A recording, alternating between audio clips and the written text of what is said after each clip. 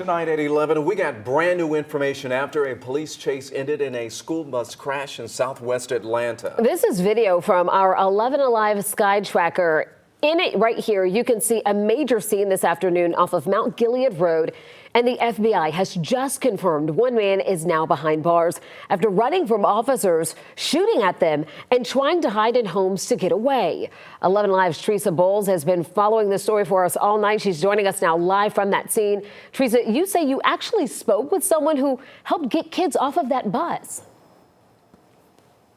I did, and luckily APS says that the students inside of that bus and the driver are okay. Take a look of where that happened right across the street there. 18-year-old Jerron Peters was arrested after troopers say he shot at them.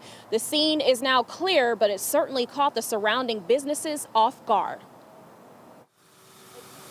This is what's left of the car that started it all. Some young dudes had took the police on the chase, trying to run through the light, ran into a bus. Demetrius Hudson couldn't believe what he was seeing. He ran outside and saw this, a damaged bus with students still inside. So he and others jumped into action. It was leaking bad, and it was smoking, and he had like three to five kids on the bus.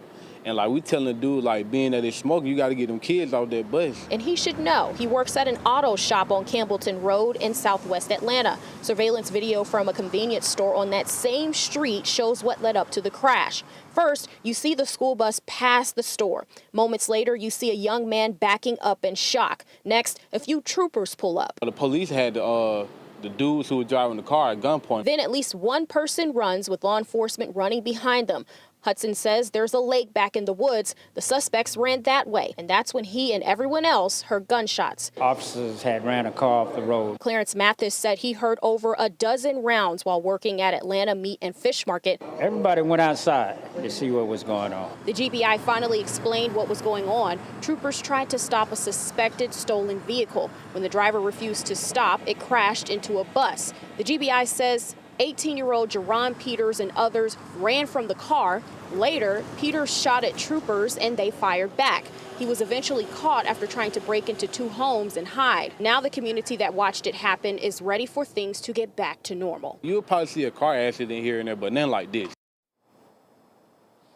Peters was arrested without incident and he's being treated for his injuries. The GBI is investigating this and all roads are now back open.